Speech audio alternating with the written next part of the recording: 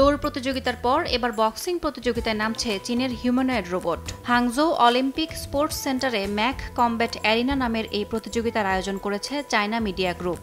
এই রোবটগুলো মারবে straight punch, hook, side kick, আর পড়ে গেলে উঠে দাঁড়াবে কয়েক সেকেন্ডেই।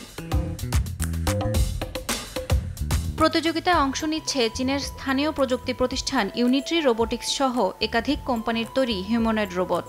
কন্টেস্টে থাকবে এক্সিবিশন ও কম্পিটিটিভ এই দুই ধরনের ম্যাচ।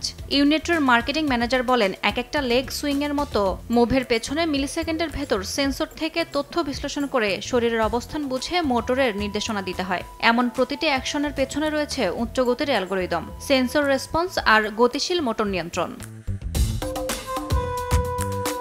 প্রতিযোগিতার আগেই চলছে টানা অনুশীলন। মানুষের মতো মারামারি করানোর জন্য প্রতিটি অ্যাকশন বিশেষভাবে অনুশীলন করাতে হচ্ছে বলে জানান ইউনিট্রির বোর্ড সদস্য ওয়াং সিশিন। তিনি বলছেন, বিশেষ এই ফাইটিং মুভ আর অ্যান্টিফল ক্যাপাসিটির কারণে এসব রোবট টিকে থাকতে পারছে কঠিন সংঘর্ষেও।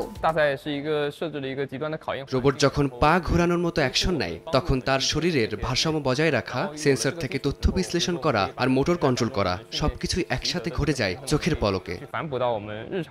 আয়োজন ঘিরে augmented reality, virtual reality, free view camera সহ অত্যাধুনিক প্রযুক্তি ব্যবহার করে ম্যাচগুলো তুলে ধরা হবে সরাসরি সম্প্রচারে। প্রতিটি রোবটকে আরও প্রাণবন্ত করে তুলতে এসব প্রযুক্তির ব্যবহার করছে চায়না মিডিয়া গ্রুপ।